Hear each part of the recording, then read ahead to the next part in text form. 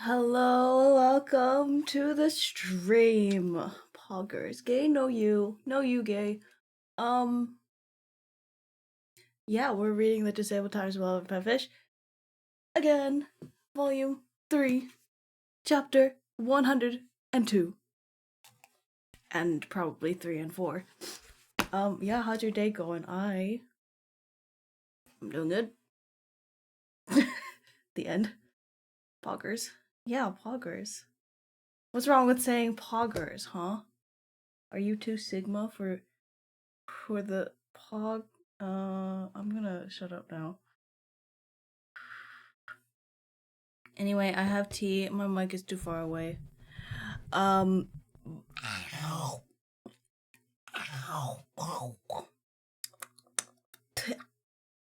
Too much of an alpha. Okay. Okay. Says this beta over here.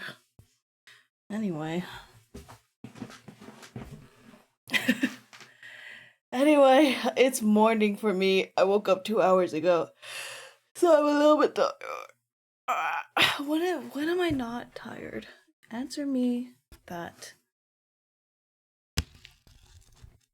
But yeah, we're on 102, chapter 102, page 255. 255. You know what this one is called? It's called Fishy Babies Write a Letter. And then the next one has to do with babies too, and the next one has to do with babies too, and listen, I'm just so excited. I'm just so excited to hear about these fishy babies. I'm so excited. I love them. I love them. Oh my god. Okay, before we start, I have to preface this with saying I have a little bitty sty in my eye. And it's very distracting, especially when I read.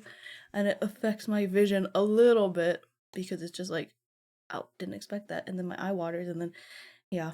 So I might be a little bit distracted this stream, but we'll see how it goes. It's really annoying. It might be from like the length of my hair. It keeps poking my eyes.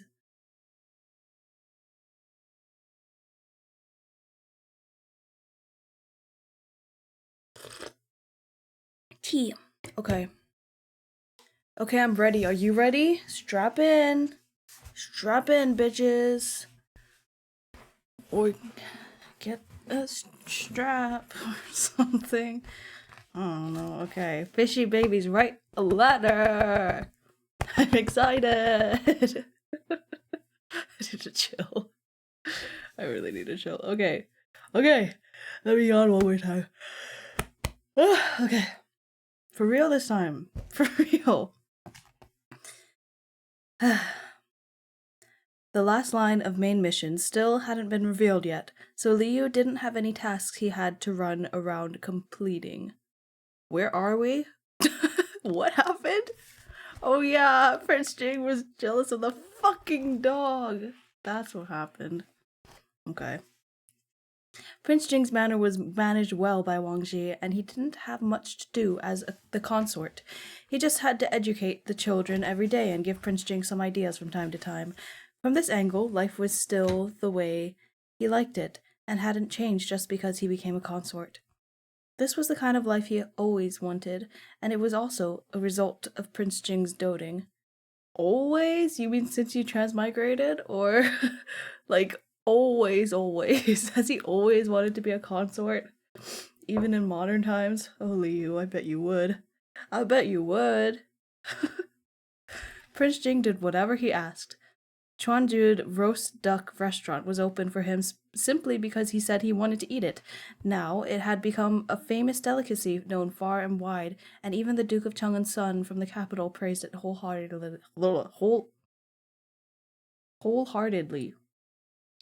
The days passed quickly. With Prince Jing's hard work, the locust, which was a major threat on the western border, had been eradicated, and another major threat, the bandits, were too dead. What?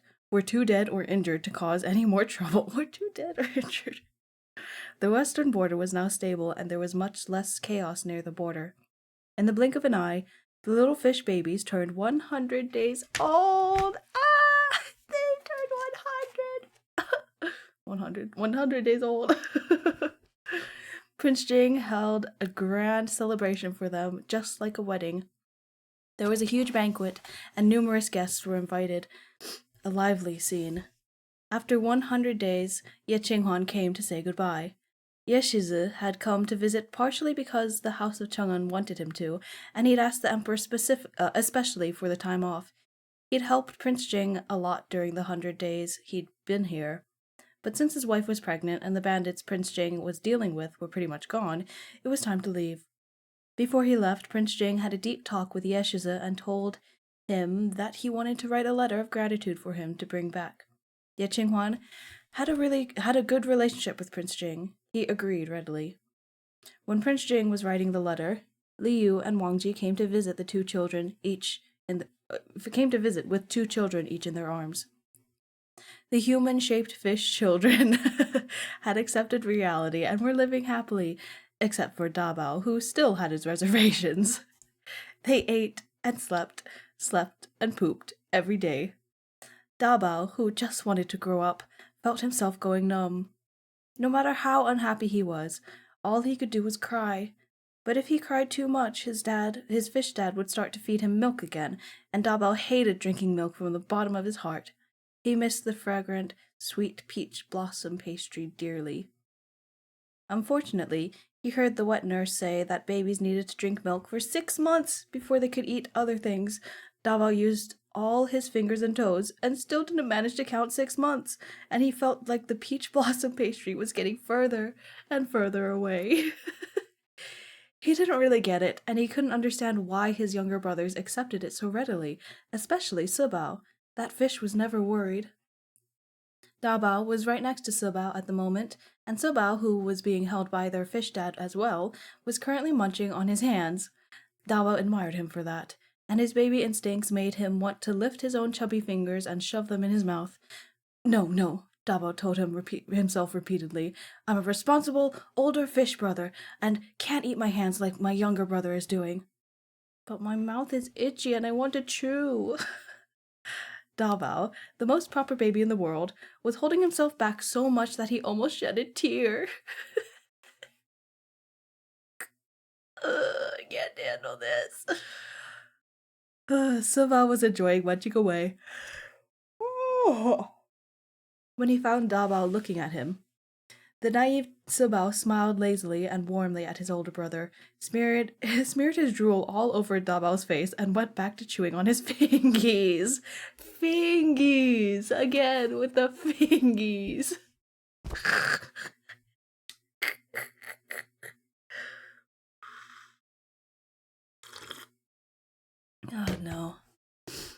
Oh no. Daba wanted to cry. Suba's saliva was so gross, but why did he also want to do the same thing? Liu had been watching them secretly for a long time as he held them in his arms, and he couldn't hold back his laughter. When he saw Prince Jing writing the letter, he had an idea. Dabao, Erbao, Sanbao, Subao, why don't we write a letter to Grandpa too? The fish babies didn't know what an emperor was yet. Liu always called the emperor Grandpa in front of them because that's exactly who he was to them. Dawa nodded quickly, excited. It'd be such a long time since his fish dad called out to him for something other than nursing. Subao was a bit confused and didn't know what writing a letter meant, but he liked his fish dad, so he'd do whatever he wanted him to. He nodded along with Dabao. Tianqi, is that all right? He said his name again. Liu asked, tugging on Prince Jing's sleeve. Prince Jing loved hearing Xiao Yu call him by his name. He smiled and got out of his seat. Liu put the 2 babies on the table as the other babies in Wang Ji's arms cried and fussed, wanting to reunite with the other 2. The children's small bodies wrinkled the high-quality rice paper placed on the table, but Prince Jing, the paper's owner, wasn't distressed by this at all. The children couldn't touch the ink next to the paper. What? The children couldn't touch the ink next to the paper, but Prince Jing was astute. He had the kitchen mix together some dark, harmless juice for them to use. Cute. My nose is running. Oh, I didn't take my meds. Wait, I should take them. Maybe I'll just take them after. I'll just take them after. I don't want to get anything stuck in my throat while I'm reading.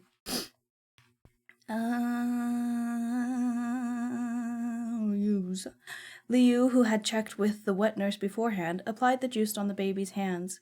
He'd heard that the emperor would often ask after the children, so Liu thought he might appreciate something the children made themselves. The emperor had also conferred titles onto all 4 of the children, so they already had salaries. They should give thanks to the emperor for the fact that they never have to worry about money. Instead of pondering over what gift to send in the children's names, why not let them write a letter with their father? It was a nice idea. The children were placed together on the table and greeted each other with cries of, "Ah!" Their hands were smeared with the ink, and they were all seated on the paper. There was no need to tell them what to do. They all got started immediately. When Dabao was still a tiny fish, he'd seen a lot of words when he followed his father. Dabao thought about it and determined he could probably write the word da out. He started to concentrate on writing. Erbao and Sanbao didn't know what they should do, but when they saw Dabao begin, they followed his example and started to quote-unquote write the same word. Dabao stopped immediately. Ah! No, this was something that only belonged to Dabao. The younger brothers couldn't write it. Dabao used his hand and feet to write and San hurriedly, then pushed it to his younger brothers. After a moment of contemplation, he used his hands and feet, okay. After a moment of contemplation, Erbao and Sanbao decided they didn't like it. They still thought their elder brother's da looked nicer. Ah! We want older brothers. Erbao widened his eyes like little glass beads, and Sanbao reached out his chubby fingers. Their wails mingled together. Such little bitches. Oh my god. So annoying. Oh my god. Liu almost couldn't breathe from laughter. He turned Dabao, Erbao, and Sanbao away from each other so they could each do their own thing. What kind of proper letter could such tiny babies write? The most they could do was probably a handprint. Meanwhile, Sabao felt sleepy as soon as he saw the rice paper, and was now sleeping face down on the paper with his butt in the air.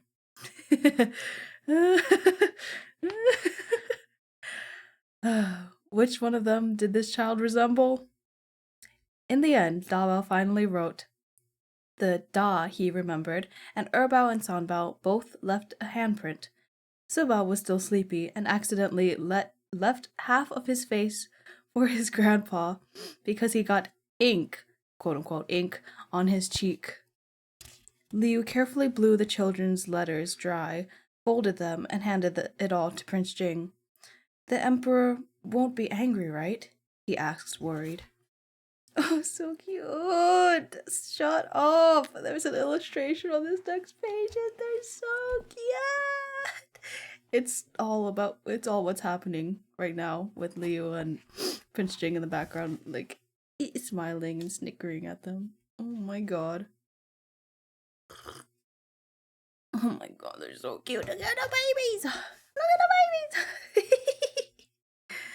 babies! Prince Jing smiled and shook his head. This fish. He was the one who came up with the idea, but he was also the one worrying about it afterward. Prince Jing put the children's letters with his letter of thanks in a large envelope and entrusted this huge responsibility to Ye Qinghuan. This envelope reset Ye Qinghuan's understanding of a letter. Prince Jing said it was a letter of gratitude. Why was it so thick? He'd always thought Prince Jing was cold and didn't care to please the emperor. Who knew he'd write so much? He was obviously as talkative as Wang Gongong. Liu prepared a gift for the princess of Jinjue too, and asked Ye Qinghuan to give it to her. The princess was pregnant, but he and Prince Jing were far away in the west. Liu probably wouldn't be able to congratulate her in person when the child was born, so he wanted to send gifts to her and the child in advance. He had a craftsman melt the small golden bracelets Dabao and the others wrote What?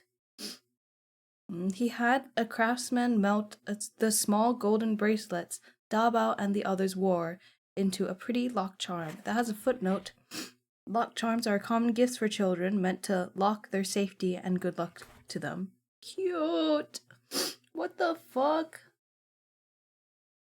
There was probably no lack of children's accessories in the house of Chang'an, but Liu had heard from Auntie Shu that things that children had worn were touched with good fortune. Since his 4 children were safe and healthy, combining the 4 bracelets together would give 4 times the fortune. To a pregnant woman, there was nothing more important than the safety of a mother and child. Ye Qinghuan accepted the gift on the princess's behalf, his eyes a little red. Thank you, cousin-in-law. He bowed with full respect. Ye Qinghuan and the princess both knew Liu, so they usually called him Li Gongzi or consort. The sudden cousin-in-law surprised him, and he realized that it meant Ye Qinghuan recognized him as part of the family. Liu responded happily. Prince Jing glanced at Ye Qinghuan. This younger cousin of his that he always looked at with slight disdain was finally a bit more pleasing to the eyes. Ye Qinghuan hurried back to the capital. When the emperor received news from Prince Jing, or more precisely, when he received the letter that came with several more pages of rice paper that the children wrote, he was so excited that his hands started trembling. Prince Jing's children were only 100 days old. Were they able to write letters already? Curiosity piqued. The emperor unfolded the letters. The first piece of paper had a croaked word that looked like "Wa." The second and third pieces of paper had little handprints, and the fourth piece, the emperor couldn't control his smile that rose to his lips. Wasn't this just a little baby's face? With a few drops of saliva, too. He'd never met Prince Jing's children, but he could sense their vivid personalities through these papers. Lord Rusheng, what do you think this means? The emperor pulled out the first piece of paper again and showed it to Lord Rusheng. Lord Rusheng looked at it for a bit and shook his head. The emperor read Prince Jing's letter again. At the end, he mentioned that these 4 papers were written by the children. The emperor realized that the first piece of paper must have come from Prince Jing's eldest son, who he'd already named as heir. Lord Rusheng immediately said, Your Majesty, I do not know what the little Shiza meant when he wrote this word, but in all my life so far, I have never seen a child start writing so young. The little Shiza will definitely be well educated in the future. Lord Rusheng knew the emperor well, so he started praising Prince Jing's heir as soon as he opened his mouth. Of course, he wasn't permitted to casually speak about the royal grandson's future, lest he imply anything about anyone taking the throne from the emperor, but there was nothing wrong with saying he'd be well educated.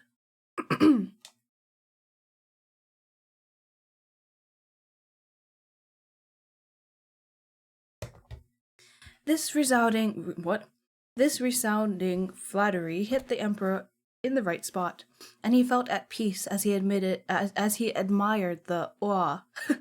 He stared at it for a long time. He even wanted to ask Lord Rusheng to frame it and hang it in Chanting Palace. Prince Jing's Shiza was so promising that it made the emperor think of the 7th and 8th princes in the palace. The 2 princes were still studying in the imperial study room. The emperor paid a visit himself to encourage them gently and give them a lot of homework, which included writing. An emperor's son couldn't do worse than an emperor's grandson, who wasn't even a year old yet, right? Wow. He's comparing them to babies. That's crazy. The little princes were suddenly burdened by homework and had no idea why. Not only was the emperor pleasant and cheerful to the 7th and 8th princes, but he also decided to choose the 2 most excellent students from the Hanlin Academy as future teachers for Prince Jing's children. Prince Jing had originally chosen a couple of teachers from the capital, but they weren't going to be needed anymore. News of the emperor's preparations made its way to the west. Liu was a bit speechless when he heard. Wasn't the emperor doting on these little babies too much? Tianqi, what does the "or" that Dabao wrote mean? Liu couldn't help but quietly ask Prince Jing, why does the Emperor like it so much? Prince Jing shook his head. He didn't know either. When he heard his father's talking, Dabao looked at his tender little hands and felt sorry for himself. Or he had clearly written Da for Dabao. Stop!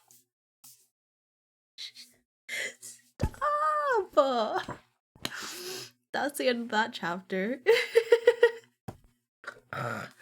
Oh, I can't deal with this. I can't fucking deal with this. It's too much. Do you want to know what the next chapter is called? It's called Fish, Children, Kissy. Of course it is. 'Cause of course it is.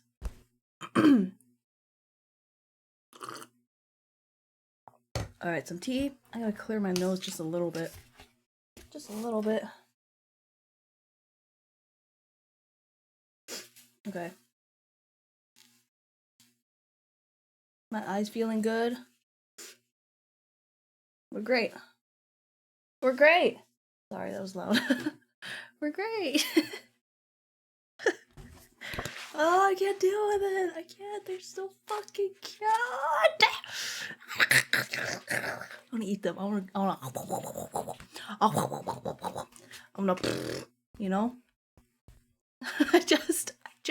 I don't have baby fever. I never have baby fever. But with these fucking fish babies, with these fictional babies, this is crazy.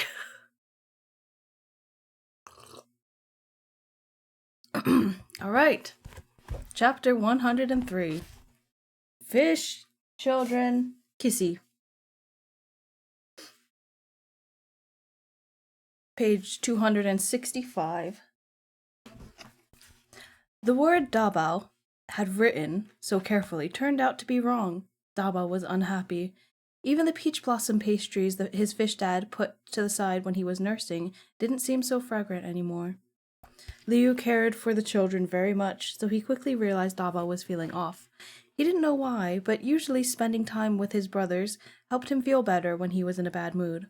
Thus, Liu gathered the fish children in hopes that Erbao, Sanbao, and Sibao could make Dabao feel better. Erbao, Sanbao, and Sibao surrounded Dabao, who turned his chubby face away with tears in his eyes. His three brothers all had the same thought. Why is he unhappy? Even though they looked like babies, they were fish brothers who had been together for a long time and were very close to each other. Sibao remembered that when he felt sad, his fish dad would use his mouth to rub him, which made him very happy. Fish Daddy said this was... Oh god, I'm gonna cry. I can't deal with this. Fish Daddy said that this was a kissy. I can't get through this. I can't. I'm dying. I'm dead. I'm deceased. I'm dead. I'm deceased. I'm dead. I'm dead. I'm deceased. Fish Daddy said that this was a kissy and that he should kiss the people he liked. Sibao liked his fathers and his brothers, so he could give his brother a kissy to make him happy. I got it. Ah! Sibao yelled, making Erbao and Sanbao look over. Sibao gave them a demonstration, puckering his lips and smacking a kiss on Dabao's cheek. Dabao wasn't sure what just happened, but Erbao and Sanbao understood. They puckered their lips as well and moved closer. I can't deal with this. Fuck. What is... This is insane. They're so fucking cute. Dabao was so terrified that his voice broke. Ah! What are you guys doing? Smooch, smooch. Ah! Save me! Dabao was continuously baptized by the love of his fish brothers, and he couldn't hold it together anymore. Erbao, I can't.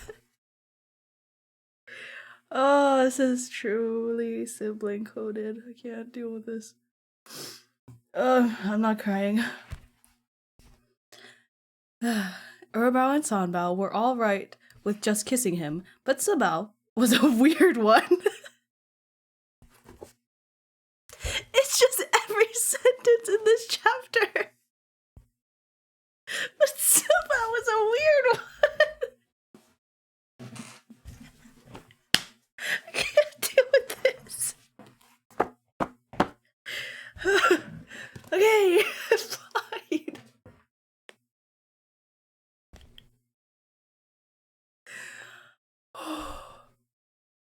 Silva was a weird one. He not only did he kiss his brother, he wanted his older brother to kiss him back. He'd keep kissing Dabao until he did. Dabao, who was kissed so much by Silbao that his face was covered with drool, couldn't bear it anymore and gave in. Isn't it just a kissy? I can do it too. Dabao's eyes were filled with tears that threatened to spill over. He hugged Silbao with his little arms and legs, then gave him a little kiss. Liu was watching the entire time. As expected of Silbao, Silbao was able to accomplish what Ye Qinghuan couldn't. After the incident, Liu found that Dabao had become much livelier than before.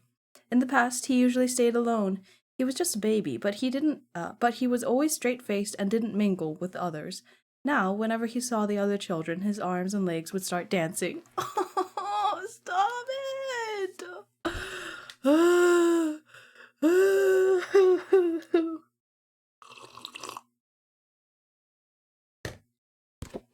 not crying, you're crying. I'm not.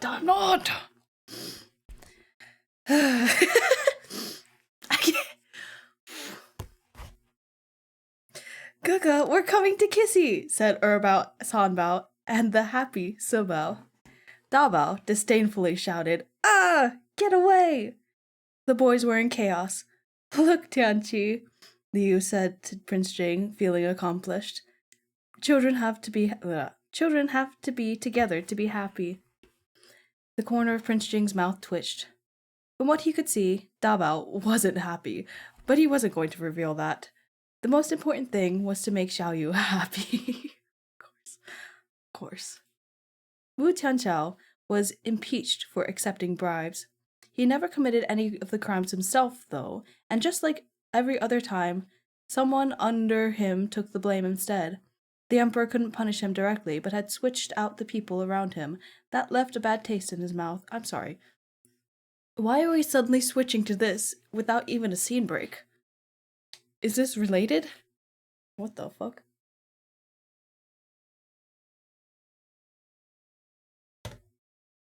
Mu Tianjiao had acquired his current position by betraying the third prince, so he never trusted his subordinates too much. He had very, very few trustworthy confidants. On the positive side, it was hard for secrets to be leaked, but on the other hand, with this single decree from the emperor, he no longer had anyone he could actually utilize. And it was all just because he desperately wanted to win over the Marquis of Dingbei of the Yue family. The Marquis of Dingbei's family and the House of Chang'an were both centuries-old families. The Marquis was extremely hard to please, and he rarely helped his relatives out or did favors for them. The only person he doted on was his daughter, so Mu Tianchao wanted to lock down the marriage.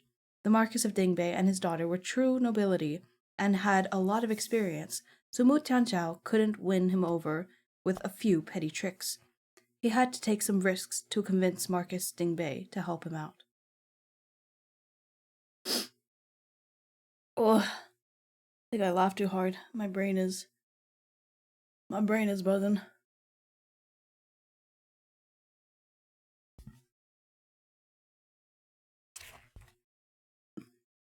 His siphoning money from repairing oh my god, I can never do it first try. Jiangshui Palace shouldn't have been discovered so easily. Once everything was built and painted over, nobody would take it apart to look at it. So when the wood merchant contacted him through his connections and wanted to do business with him, Mu Tianchao knew that his opportunity to make a fortune has arrived. Additionally, he had subordinates who wanted to kiss up to him. This marriage hadn't been easy for Mu Tianchao to achieve. Who could have predicted that Zheng Jing would find out, even though everything was so secretive? Zheng Jing even reported him to the emperor to get him impeached.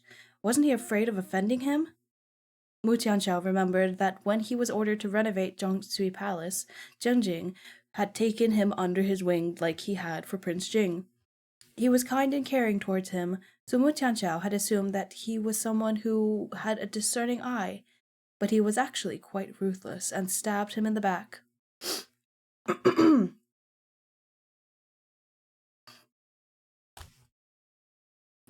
Sorry, my nose and throat are being very silly right now.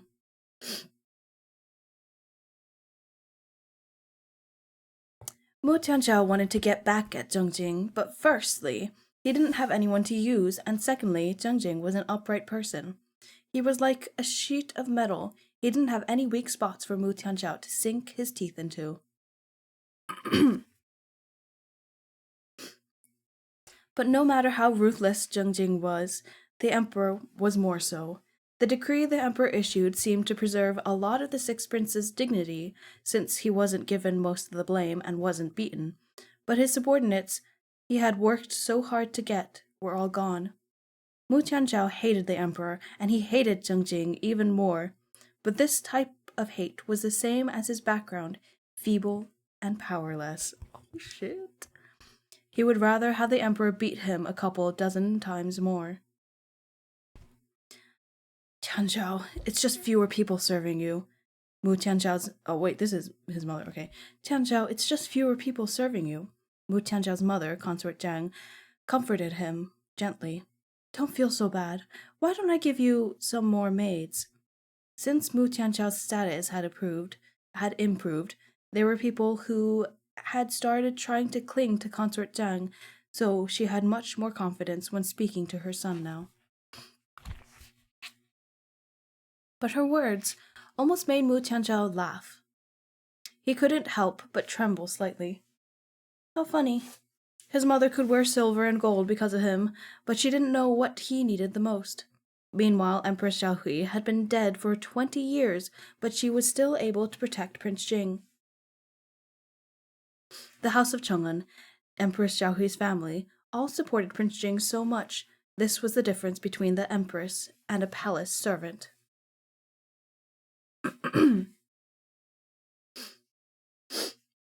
Mu Tianxiao never blamed his mother outright, but he told Consort Jiang to be careful what she did. She couldn't let the emperor find any further fault with him. Consort Jiang agreed. With the second and third prince as examples, at most she was just a bit more imposing behind closed doors. In front of the emperor, she was still a well-behaved quail. However, even though Consort Jiang agreed to what Mu Tianxiao mentioned, she didn't think his caution was all that necessary. Right now, who else other than her son could the emperor choose? Mu Tianzhao had no manpower and couldn't act recklessly. He always suspected that there was something going on with Prince Jing's children, too, and he doubted Prince Jing's consort.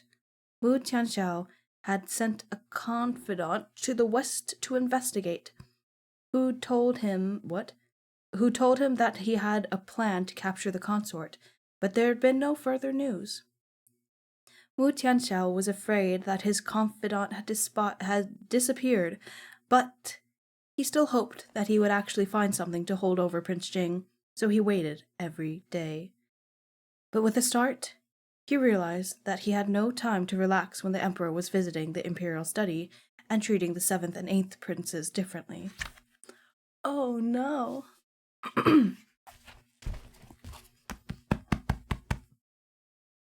Apart from Prince Jing, the emperor still had 2 younger sons who could ascend to the throne. Mu Tianxiao wanted the younger 2 princes to lose the emperor's favor somehow, but all of his confidants were gone, and he couldn't find anyone else to help him. Even though the 2 princes were still young and wouldn't be hard to deal with, he had no way to touch them himself. Weird way to phrase that, but okay. Just as he was mulling the issue over, someone came to him. Your Highness, I can help you. Whoa, uh-oh. Uh-oh. Your Highness, I can help you and solve your problems. Chu Yanyu's misty eyes peeked out from behind the dangling veil of his bamboo hat, unblinking. Mu Tianxiao was quite shocked when he saw him. After Prince Jing had left the capital for the western border, the people residing in Qingxi Garden in his manor were each asked individually what they wanted to do. The ones who wanted to leave were allowed to leave. That was when Chu Yanyu left Prince Jing's manor. He had been with Mu Tianxiao since he was a child and had nowhere else to go. He went to the Six Princes' manor to find him. Mu Tianxiao had let him stay, but at the same time, he'd learned that he was about to get married, so even though Chu Yanyu was right in front of him, he didn't get too close to him, and Chu Yanyu acted like he didn't exist. The only thing he did was run right up to Mu Tianxiao before he was leaving to meet his in-laws, to ask if Mu Tianxiao was really getting married. Mu Tianxiao had nothing to hide. When he'd shoved Chu Yanyu into Prince Jing's manor, Chu Yanyu should have known then that they would never be able to openly be together before the Sixth Prince reached his goals. Chu Yanyu, you deserve better.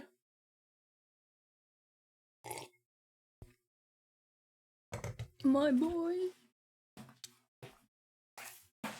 The Sixth Prince had promised him that he would have a The Sixth Prince had promised him that he would have a place for Chu Yanyu by his side, but it wouldn't be as his lawfully wedded partner. Even if the wife's position was vacant, it still wouldn't be Chu Yanyu. Mu Tianxiu desperately needed an heir. Mu Tianxiao desperately needed an heir. Mu Tianxiao was worried that Chu Yanyu would do something outlandish, but Chu Yanyu had just stood there in a daze and then walked away, crestfallen. Even now that the Sixth Prince's consort had officially married into the family, she didn't know there was a Chu Gongzi in this manor. What are you saying? How are you going to help me? Mu Tianxiao asked carefully, slightly expectant. Chu Yanyu was smart, and Mu Tianxiao knew he'd always had a place in Chu Yanyu's heart ever since they were children. He trusted Chu Yanyu. The previous lack of progress at Prince Jing's manor was because Prince Jing had a strange personality. It couldn't be blamed on Chu Yanyu. Chu Yanyu paused. You need someone, he said. I can be your eye and support in the harem. For real? Mu Tianxiao was ecstatic. His mother was slow-witted and wasn't favored, so if he had another form of support in the harem, that would be better than having a lot of subordinates. Oh my god. But you just came back from Prince Jing's. Is that possible? Mu Tianxiao asked tentatively. Your Highness, you know that I have no relationship with Prince Jing. Chu Yanyu's voice was soft, tinged with the aggrievement that only existed between lovers. He had grown sallow and skinny at Prince Jing's manor, not pretty at all. But now that he was at the Sixth Prince's manor, he had returned to his previously alluring self. Mu Tianxiao's heart thudded as he held one of Chu Yanyu's hands. I mean, you were at Prince Jing's manor before, and now you want to become an imperial concubine? Isn't that asking too much of you? If you don't want to, you must tell me. You know I'm reluctant to part with you. Chu Yanyu shook his head gently. I only have one wish now, and that is to help you fulfill your goals. Please allow me. Chu Yanyu started to kneel as he said this, but Mu Tianxiao stopped him. He didn't doubt Chu Yanyu's feelings for him. Otherwise, why would he have agreed to enter Prince Jing's manor in the past? If Chu Yanyu could enter the palace. Mu Tianxiao's thoughts raced. Gorgeous woman couldn't compare to Chu Yanyu's looks, and would be the most beautiful he would be the most beautiful in the Emperor's harem as it was right now. As long as Chu Yanyu was willing to do it, Mu Tianxiao felt quite confident in him. I'm done with this bitch. I'm so fucking done with this bitch. What? I'll kill him personally. I'm gonna transmigrate into this book and end his life. Simple as that.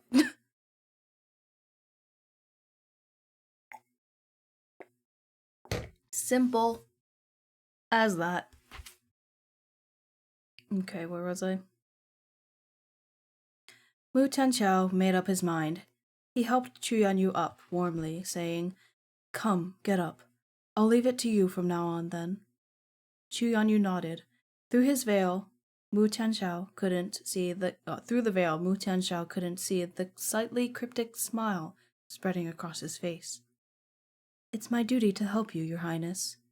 Chu Yanyu had been waiting for this moment for a long time. Oh! Mu Tianxiao was clever in placing Chu Yanyu. He took him to the palace as a bodyguard first, and Consort Zhang as a maid who'd climbed into the emperor's bed while he was drunk. Had some unique tricks. I didn't know that. We didn't know that. I don't think we knew that. Damn. Okay. Shortly after, during the Double Ninth Festival, the emperor drank a little too much and stayed nearby in Consort Zhang's Yongfu Palace. The next day, there was a new person with charming looks that appeared in the palace. Noble Lord Chu. Chu Yanyu is a male imperial concubine now? What? Just like that? Okay. When Wang Ji brought up the subject lightheartedly, Liu was shell-shocked. Could there be anything more bizarre than that? In the original book, there was one top and one bottom. Liu had married the top and had a bunch of fish kids, but the bottom went to be together with the top's father? To become the top's stepfather? Oh boy. Oh boy. No, a male concubine was still a concubine, so he couldn't be his stepfather. Liu didn't know what to call him anymore. Wasn't he in the manor? How did he get into the palace? Liu was stunned for a while before it occurred to him to ask this question. Liu had originally thought that when they returned, Chu Yanyu would have been living in the manor for a whole year, so Prince Jing's anger would have subsided. Then he could ask Prince Jing to let Chu Yanyu go, but he never expected that Chu Yanyu would become an imperial concubine. How did he do that? Wang Ji glanced at Prince Jing's expression and said, "When His Highness and the consort left the capital, a lot of people in the manor were let go." So that was what happened. Prince Jing had allowed him to leave. Had allowed him to leave. Period. Chu Yanyu hadn't escaped. Liu understood that Chu Yanyu didn't have any future in Prince Jing's manor, so after he was released, he would definitely go to the lover of his dreams, the Sixth Prince. So how had he ended up in the palace? His Majesty got drunk at the banquet, and the Sixth Prince happened to go to Consort Zhang's palace with his guards. Wang Ji said vaguely, "I heard that noble Lord Chu was bestowed the title in Yongfu Palace." Wang Ji's words were veiled, but Liu had gleaned his meaning. Wasn't that just the Sixth Prince giving Chu Yanyu to the Emperor? Mu Tianxiao was still the same scumbag after a whole year. Was Chu Yanyu happy about that? Oh, he probably was. After all, Chu Yanyu's logic was different from other people's. He'd entered Prince Jing's manor for the Sixth Prince, too. Perhaps to Chu Yanyu there wasn't much difference between belonging to Prince Jing and belonging to the Emperor. I caught ya, Foxy! Hello! Hi, welcome. We're reading. Oh my god. It's a lot of things that are not about the main characters right now that, yeah, it's important, but like, it's whatever.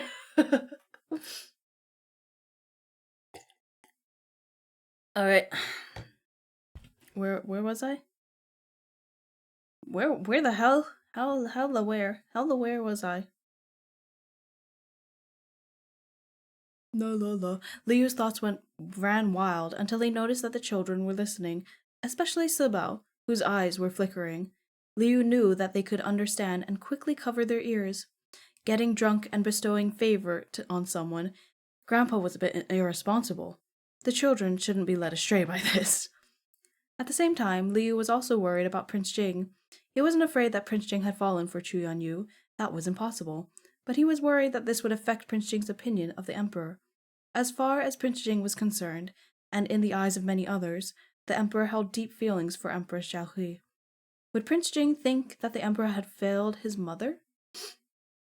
With these thoughts in mind, Liu forgot about covering the children's ears. He held Prince Jing's hand and said, "Qianqi, don't feel bad. The emperor had an entire harem. Why would Prince Jing care?" He didn't want to comment on the emperor's decision, purely to cooperate with Liu, comforting him. The corners of Prince Jing's mouth pulled downward, but his eyes were full of deep affection. Liu held his arms and casually said, "Don't read too much into it. Why don't we try out Why don't we try out the merman tonight?" He wanted to change things up so that the prince wouldn't be sad. Prince Jing's lips curved, and he nodded obediently. Okay. I hate them. They are so nasty. They are so nasty. Oh my god. Ugh.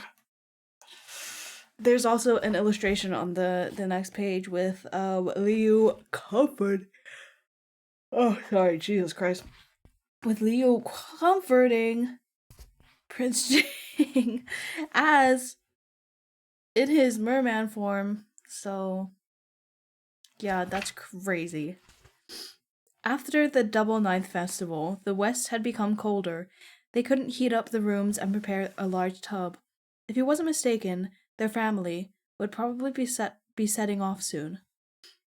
As far as the emperor was concerned, getting drunk and bestowing favor on someone was very embarrassing for him.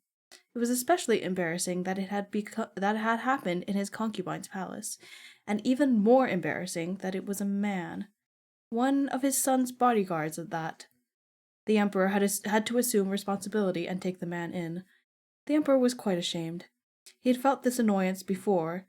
There was a time he'd been drunk in Changchun Palace and favored a maid called Zhang there, and here it was again. To make the annoyance go away, the emperor thought about Prince Jing.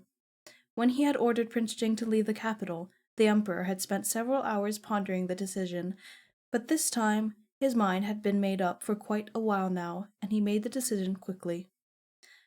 "Lo Rusheng, prepare a decree and have Prince Jing come back." Wowzers. That's the end of the chapter. And unfortunately, my head is really starting to hurt.